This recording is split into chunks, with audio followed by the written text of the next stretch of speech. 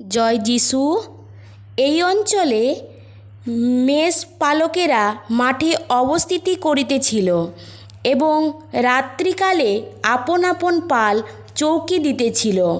আর প্রভুর এক দূত তাহাদের নিকটে আসিয়া দাঁড়াইলেন এবং প্রভুর প্রতাপ তাহাদের চারিদিকে দেদীপ্যমান হইল, তাহাতে তাহারা অতিশয় ভীত হইল।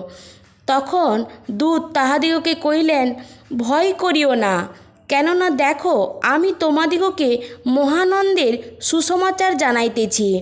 সেই আনন্দ সমুদয় লোকেরই হইবে, কারণ অদ্য দাউদের নগরে তোমাদের জন্য ত্রাণকর্তা জন্মিয়াছেন, তিনি খ্রিস্ট প্রভু।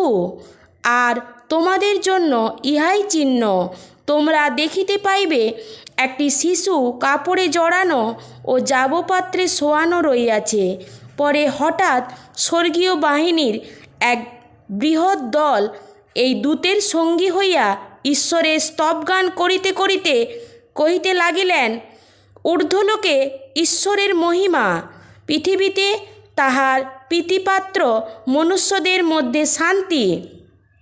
দূতগণ তাহাদের নিকট হইতে স্বর্গে চলিয়া গেলে পর মেষপালকেরা পরস্পর কহিল, চলো আমরা একবার বেথলেহেম পর্যন্ত যাই এবং এই যে ব্যাপার প্রভু আমাদিগকে জানাইলেন তাহা গিয়া দেখি।